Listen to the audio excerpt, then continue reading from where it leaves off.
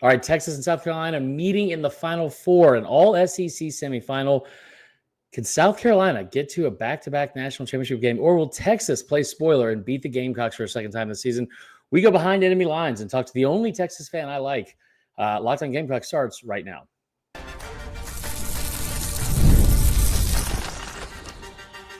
You are Locked On Gamecocks, your daily podcast on the South Carolina Gamecocks, part of the Locked On Podcast Network, your team every day.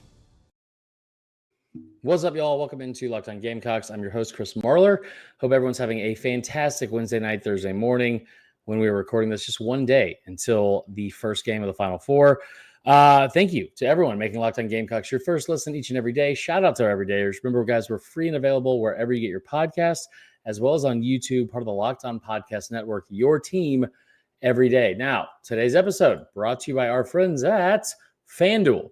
Right now, new customers can get up to $200 in bonus bets when your first $5 bet wins. Visit FanDuel.com today. All right, so let's get into this. We have a full preview for the Texas game.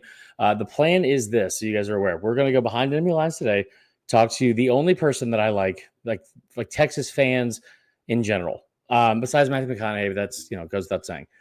We're going to talk about the game plan, what to watch for. There's, not a lot of things you're not familiar with. It'll be the fourth game, but we will talk specifically Texas and South Carolina in this episode. And then tomorrow we have Caroline Fenton from Yahoo Sports previewing the entire Final Four as well. With that being said, I kind of want to just make him wait the entire time because it's awkward. He's just in the waiting room hearing all this. It'd be nice just to kind of mess with the Texas fan and not bring him on, but we're going to bring him on. Without further ado, I've said it multiple times. I'm going to continue saying it just to drive the point home. The only Texas fan that I like, Cord Samuels, 40 Acre Vibes. How are you? I'm terrific, brother. Very excited about this matchup. Excited about chatting with you for a little while regarding it. The fourth time these two teams are playing? When the brackets dropped, I felt like this was inevitable. So glad to be here. Yeah, I was kind of bummed that LSU was on the other side of the bracket. I was kind of hoping that you would see maybe an LSU Texas game leading up to this, something like that, because I thought LSU was really good too and had, from a star standpoint, the three that they had were on par with anybody in the country. But as the case usually goes with like the women's tournament in general, the teams that you've known all along the season are kind of a head and shoulders above the rest are in the Final Four. And Texas was number one in the country for quite some time. Very good season. First year in the SEC. What are the vibes in Austin in general about this season? Because you could make the case, including the football team, you guys, this has been your best sport so far. Texas loves the ever-living hell out of Vic Schaefer. I'll tell you that. That's a guy that fans are really quick to get behind. Praise the Lord and hook 'em horns is, something he says a lot. I love it. I do love that. I mean, come on, brother. That's all. That's money. And when he screamed that after defeating Kim Mulkey and the Tigers at the Moody Center back in, I think, February. Yeah. Oh, dude, I was lucky enough to get that on video. But yeah, long story short, man, they love this team. Rory Harmon's been there 5 years, multiple ACL injuries, a player that's poured so much into the program. Yeah. Madison Booker's a star. I'll say this: Texas cares more about women's basketball than men's basketball right now, and it's evident when you go to games at the Moody Center. The environment is different, even if there's more fans at the men's game. They care a lot, and so they know the task is very tall with South Carolina. Though I think there's a lot of respect there for Don Staley's group. Yeah, well, you're talking to a fan base that understands that sentiment a lot. I've been to men's games at Colonial Life, and it's fine. And then I've been to women's games there, and it's a night and day experience. It's a night and day different experience, and it's it's one of those things too. And it usually happens when you're a good team, right? Right. I'm sure Texas was rocking when you had Durant, and I'm aging myself clearly, and some of those other teams that went deep into the tournament. But it's like an event. It's like an event for some reason when this is for the women's games. You brought it up. It's the fourth matchup between these two. There's not a lot of things that can really change. But what's interesting, I feel to me, is the results have been much different. A lot of times you'll see all right, we close first game, second game's a blowout, right? You kind of learn from the first mistakes or tendencies in the first game. This one's been all over the map here. And you talk about the first game, obviously, South Carolina gets a dub. Then Texas wins by 4, and then they get into the championship game, like in the SEC tournament. I thought that was going to be like a really, really good game. It was basically over from jump. Like, what level of confidence? Because I'm sure it's different than the last time they met. What level of confidence do you think this team has going into this matchup? The team, I feel like, to be in this matchup, you've got to have utmost confidence to even get here. And so you take that challenge head on, and knowing the culture that Vic has instilled there with the basketball program and the type of player that he has, I'm sure they're very, very confident. I mean, this is a group that has a lot of experience, and then their leaders, Rory and Madison Booker, a lot of talent, a lot of Madison last year playing the point because Rory goes down again. A lot of experience on this team, and then we've got some pretty lethal freshmen that go along with it. So I mean, for them, they're a lot more confident than I am. I'll say that because they have to be. I do not have to. Yeah.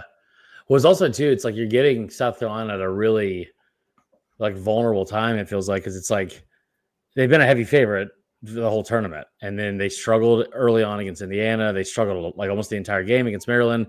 And then obviously the Duke game, it's like another like similar. I don't know what happened in the second, third quarter. They just disappear. So Texas, the road they took to get here, obviously beat a good Tennessee team. That semifinal, or that's I guess regional final matchup against Haley Van Lith and TCU was awesome. But you brought up a good point. Like it's not just Madison Booker, and I feel like a lot of times you can win in women's basketball with just one player. But like, what does she have to do for one? To win this game, and what does her supporting cast have to do? Most importantly, and that could be like assists, just not turning the ball over. You said it's a lot of freshmen. Like what needs to be in order to have success? Like what does she need around her? Most importantly. Well, I mean, first off, you don't beat a South Carolina with just like one player. Like Don Staley's built that program to be insane on the defensive end. And I know that they gave up a lot to UConn earlier in the year, but in my opinion, that's the middle of a very difficult SEC season. Focus is one thing that would be a lot different if they played UConn again.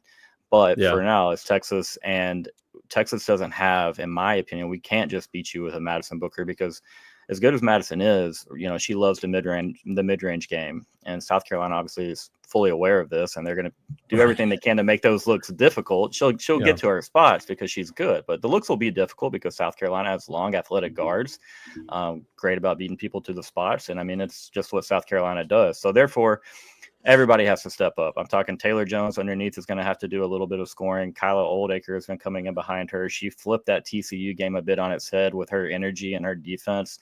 The length, Sedona Prince was by Kyla Oldacre. It was so good to see, all things considered, there with Sedona Prince.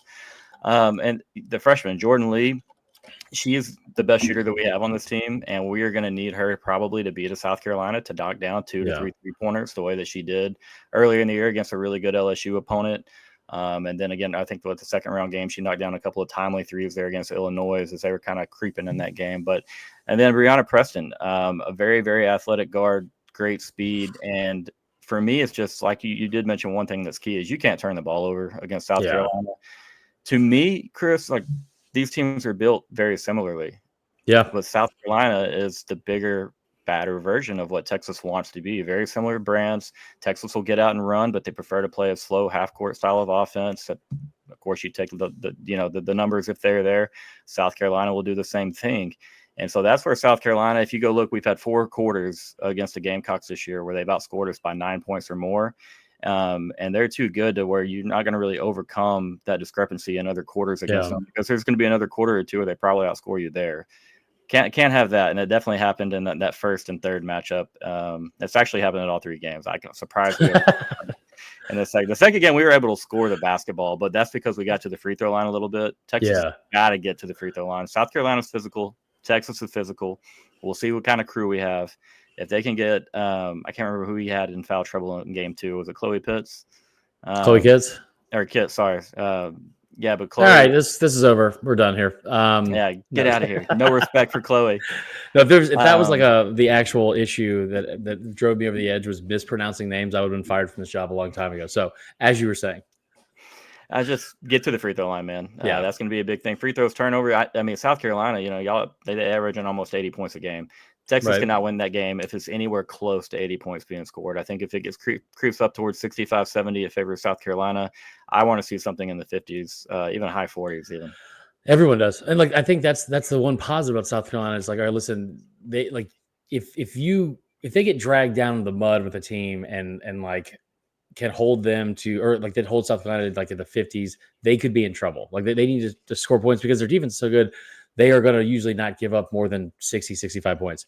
You've seen it all tournament. You saw it in the game in the SEC tournament final, right? It was like Texas scored 45 points. That doesn't blow me away because it's not like they're not going to go out there like, I don't know, even like an LSU team and put up 80 points a game and have three people upwards of like 18 points. But the one thing that does concern me, are you ready?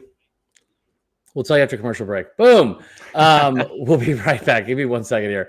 Guys, before we continue, I do want to give you a quick shout out to our good friends at FanDuel. You guys heard me bring it up earlier in the show, and we're going to bring it up again and probably a lot during the tournament because there is no time like now to start betting with our friends at FanDuel. The NCAA tournament is here. FanDuel is giving you the chance to get in on the action like never before.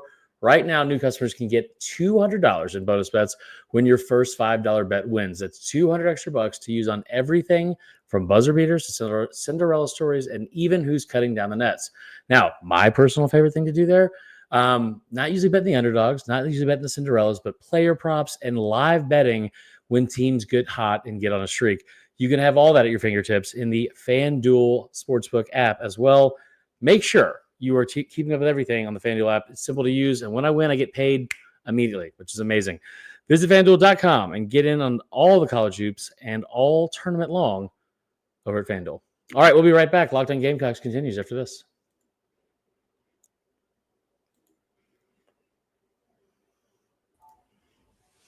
Just to be very clear, that was much less about having a great transition and just making you feel like you weren't important enough to be here. Because I feel like Texas fans need to be knocked down a peg. You know that. I mean, you know, you're a good sport about it. That's more than fair. I can take it. Lean in. Go ahead. Yeah, y'all do lean in like hard. I felt so bad for Texas A&M. Like I didn't feel bad for the players, the fans. I felt bad for like everyone involved strictly because they had another coach leave. And I knew that Texas fans were going to just give them hell about it. But before we get back into the preview, $5 bet I talked about on FanDuel, right? What's your one lock for this week? Doesn't have to be women's game. Could be any game at all.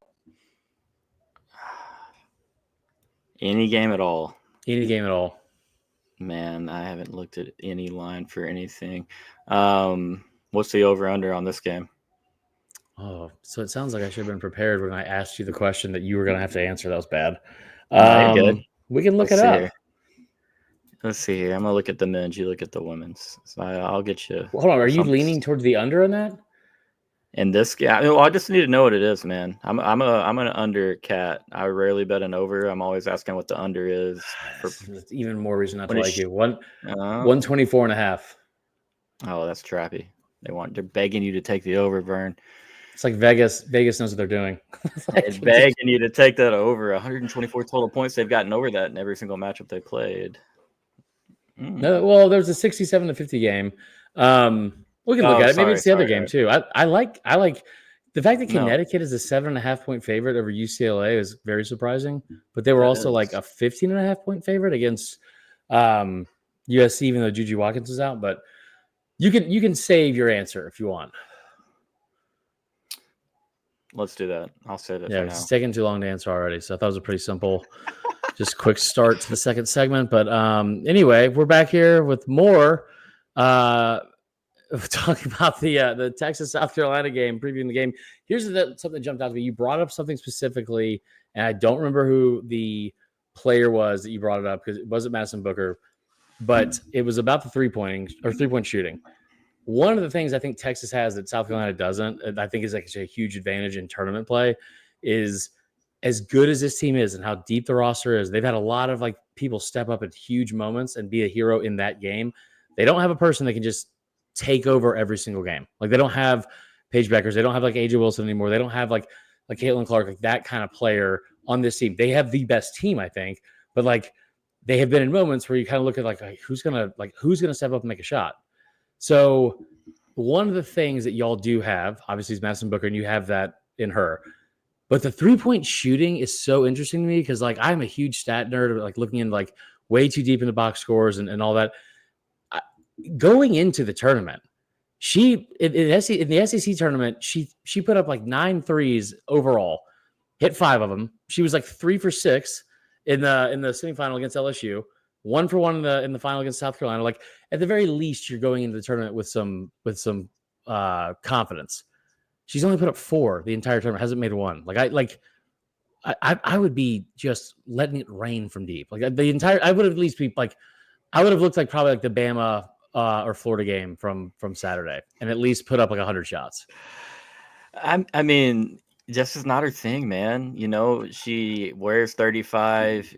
I think she is a massive fan of Durant, and as you know, Durant kind of has that lost art of the mid-range game, and that's where most of her spots are. Yeah. But with the space that she gets, I'm with you. I would have thought she would have pulled a little bit more from deep. And that's something that, we were lacking. I was really concerned in the TCU game because I knew that, they're clearly the better shooting team in that one. Yeah. Or at least from deep. And I was like, they're going to be plus from 3. It's just a matter of how many points is it?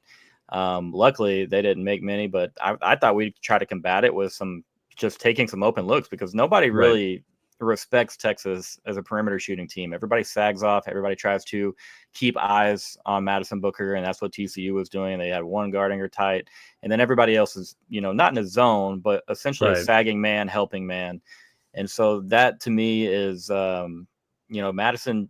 That's the thing. Is like I like South Carolina. In my opinion, is the best team in the country. But with Madison Booker on the court, I think we always have the best player on the court. And so therefore, it's just like she can overcome good defense. This is the one sport where really dang good offense, in my opinion, beats good defense. And so, but yeah, it can't just be her, man. I mean, it's going to have to be the freshmen are going to have to play a part. The vets are going to have to play a part because you guys are South Carolina's they're so deep. There's so much talent.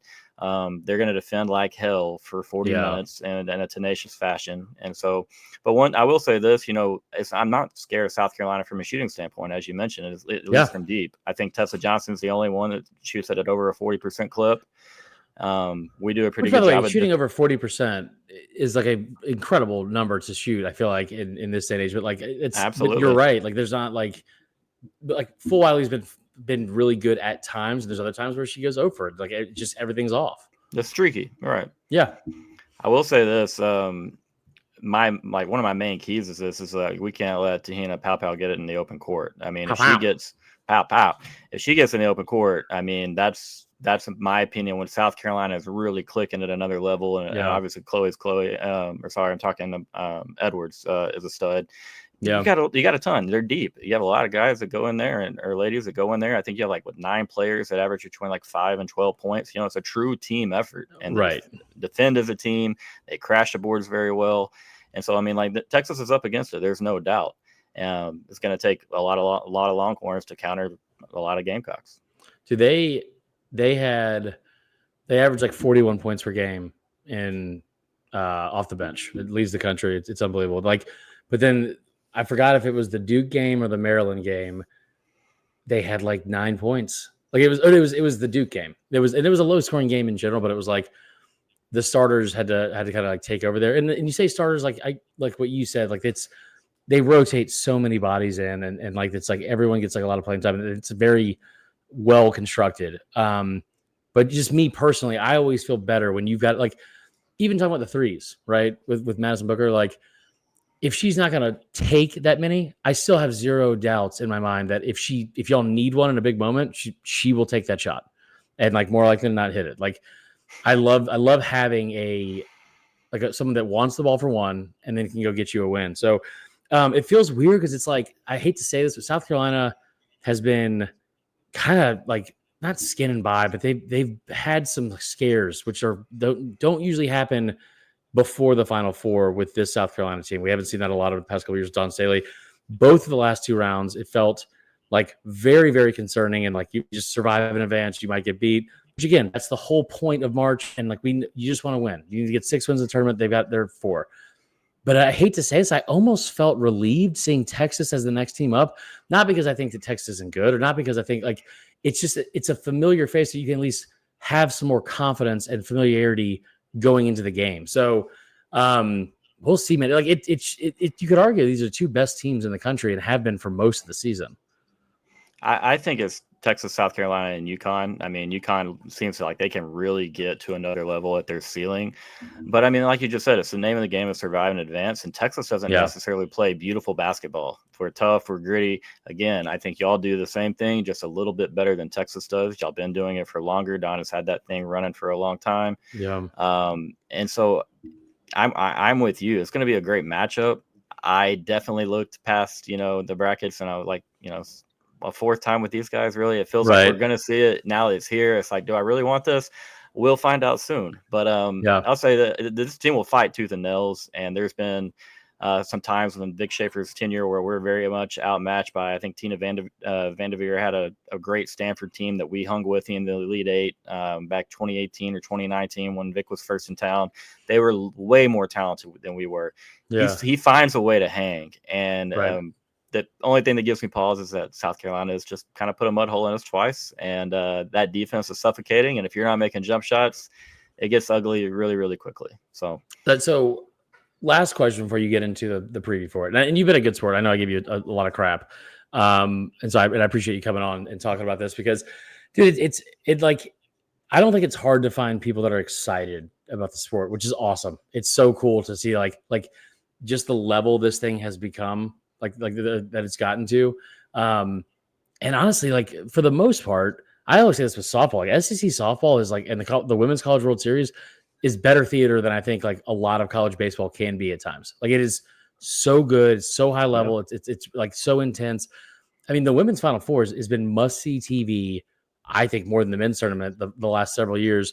I don't know if we have that this year, but it does feel like you have more even parity at the top of like, you don't have the stars that you had in the past. Caitlin Clark is gone. Obviously, like I don't know, like LSU not being in it, it feels weird to have them being instantly replaced by Texas. So like the star power and people like individuals doesn't feel like it's as good as or deep as it's been in the past. But the level of talent and coaching feels like it's way above what it was even a year ago. The biggest concern you have, like in this game, not the depth, not like the biggest concern in this game for Texas against South Carolina is what? We lose the turnover battle. We do that, we lose the game. 100% guaranteed. Okay. If we turn the basketball over, that's when South Carolina can get out and run, and we just don't have the offensive firepower to come play from behind. You've seen that in 2 of the 3 matchups. Yeah. The game that Texas won, Texas had a steady lead in that one and just really held and battled South Carolina off. You turn the ball over, you let South Carolina run, you get behind. What are we not? We're not a jump shooting team. Right. That's a recipe for disaster in a hurry. Yeah, that's fair. I kind of feel like I don't think you have to get out to an early lead, but I do feel like it has, like for both teams, so I think the second quarter is going to be so important. It's the quarter where Carolina has struggled the most over the last 2 games. Like they didn't make a bucket. They didn't they scored 1 point from 6:16 left in the second quarter till 2 minutes left in the third. So like over 8 minutes of game time, they scored 1 point in the last game. And also you look at the last time out when these two met in Greenville, it was 21-6, I think. It's like South Carolina outscored Texas in the second quarter. I think in total, South Carolina is like plus 16 or 17 in the third quarters, like in the 3 matchup, or in the second quarters in the 3 matchup. Outscored, so I think it was 21-9. I think it was 21-6 or 21-9, and then the first matchup was 21-13, I think. So an 8-point discrepancy. Yeah. The big quarter, we can't allow it. Yeah, that's fair. Listen, dude. Last question. Why are you the way that you are? No, I'm kidding. What? Last question is. I was ready. When I was 4 years old. No, the last question is: give me a score prediction for this game specifically. It could be a bold take, hot take, whatever you want, and then also who do you think wins it all in Tampa this weekend? Oh man, that's really, really tough there.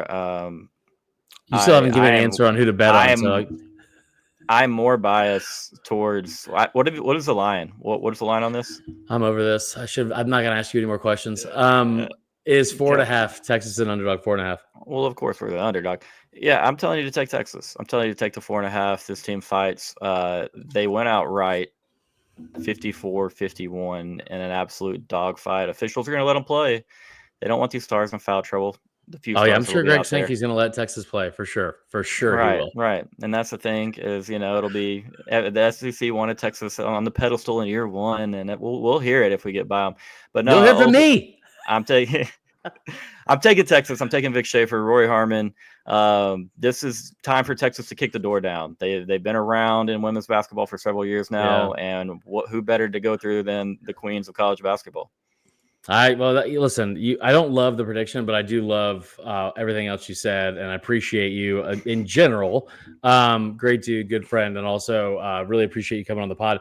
Tell everyone where they can find you on social media. So after this game does not go your way, I can stick everyone into your mentions. Also, give them your home address, or I will. We'll absolutely have a post game and a pregame on my channel. It's the Ghost and Friends YouTube channel. It's Ghost, the ampersand sign, Friends. On Twitter, TikTok, Instagram at 40 Acre Vibes.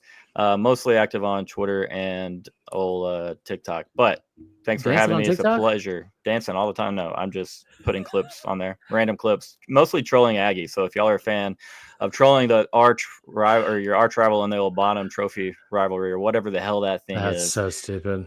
Pop on over there, troll some Aggies, have some fun. But no, we're talking all college football on there, college basketball, college baseball. We have guests from across the SEC. We talked Georgia, Texas today. So it's not just Texas content for what it's worth. But thank you, Chris, very much for having me. It's a blast to talk about this matchup. And I'm very proud of our girls. And we know that we have a hell of an opponent on Saturday. This is the most I've enjoyed you talking about stuff. Because it's one, I don't think you're an arrogant person. I think the fan base is, and I always give you crap for that. But I feel like you said everything you said feels very genuine, and like no part of me is like he's just saying that because he's just a huge Texas homer, which is exactly how I feel like whenever you guys talk about football. So and now that I'm saying it out loud, it feels like much more of a B problem. So we'll work through that with my therapist and you, and in the future games to come. I appreciate you coming on, brother. I will. We'll talk to you soon. Much love, man. Thank you very much. All right, so that was great. Cord, thank you to Cord for jumping on and previewing the game. That was actually really, really good. It's very informative. And like we said, it's a huge game. Clearly, you want to get to the next round. In some ways, it does feel like I haven't thought about the potential game on Sunday at all, mainly because of how much of a bear this Texas team can be. And this is the point of the tournament where it is. I feel like it's make or break, obviously, and all the cliches when I go home, all that kind of stuff. But usually, till this point, you're not really having your confidence shaken, and getting those wins is all that matters. But I just feel weird and like unsettled a little bit, and not as much confidence as the last two rounds. So it's kind of like, oh yeah, slow start, whatever. We'll shake it off for the next game. I'm hoping that being in the Final Four with the lights being the brightest and that familiar setting where they have owned that setting over the last several years, I'm hoping that's a kind of the jolt this team might need to play all four quarters, because we know what they can do when they do that.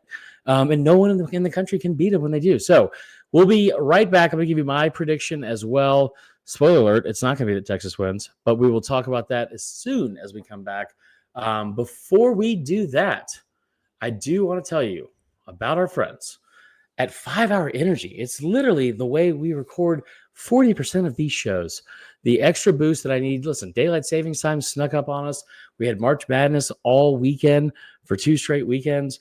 College baseball going late into the night. If you're feeling like that lost hour of sleep or all the things going on are dragging you down, 5 Hour Energy has your back. The extra sunshine means more time for fun, but sometimes you need a little boost to power through. When you're staying up late, watching the NCAA tournament, squeezing in a round of golf after work, or just trying to keep up with your busy day, 5 Hour Energy gives you that quick, refreshing pick-me-up whenever you need it. Now, listen, I told you before, anywhere you want, on-the-go convenience. It's quick, easy. You can get them anywhere, whether I'm at a game or traveling. 5 Hour Energy is easy to grab and keeps me feeling refreshed. Head to 5hourenergy.com to find over 15 flavors to choose from, including watermelon, blue raspberry, and peach mango. You can even build your own 12 or 24 pack delivered right to your front door. Need one now? Go to 5hourenergy.com gamecocks.com or grab one at your local convenience store. They are everywhere. Stock up today and stay energized. All right, so y'all stay energized. When we come back, I will give you my prediction and score for Texas, South Carolina in the Final Four.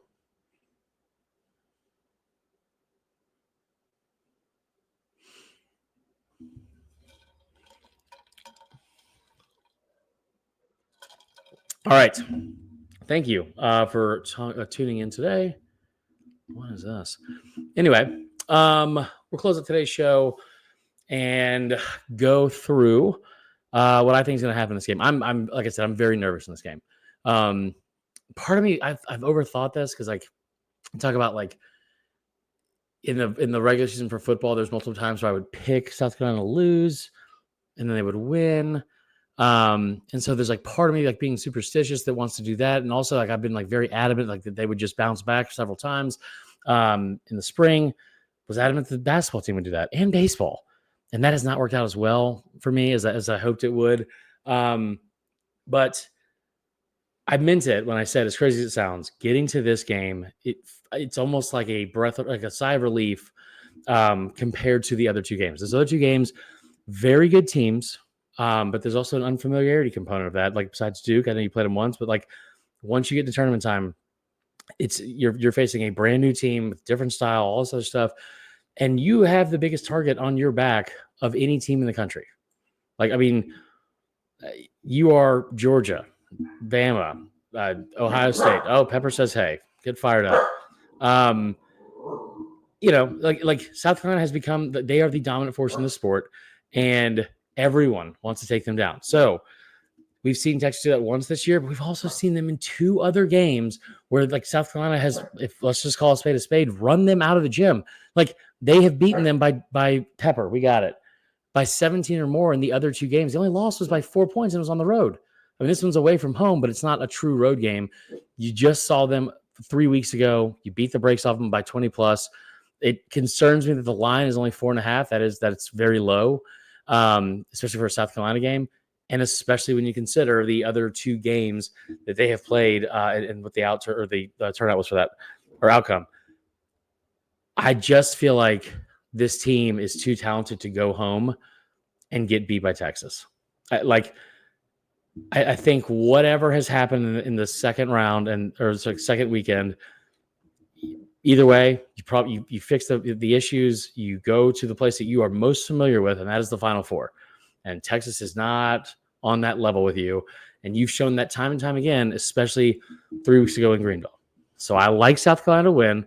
I love them covering the 4.5, and it also does not feel like a game where even if South Carolina struggles, it doesn't feel like a game where Texas is going to be able to put up so many points where they'll be able to pull away. Like it's not a UConn situation like where they can get somebody hot and you have to keep up with them from a scoring standpoint, or even LSU. Like they're going to score, but they're not going to score at that kind of pace. And even if you're off offensively, this team has shown over and over again like that's where they operate from an offensive standpoint too. I don't think Texas is good enough to pull away. I like South Carolina to win. I'm going to say it is probably a little bit more low scoring. I'm going to say South Carolina wins. I'm going to say 67-59. And if I'm right, and it's that exact number, we're all buying lottery tickets. Okay. I appreciate you guys listening. Have a great rest of your day. We have a great episode coming for you tomorrow as well. Make sure you are tuning in, subscribing. Please share on social media if you want. All of it helps. I appreciate you guys and hope you have a great day. Go Cox.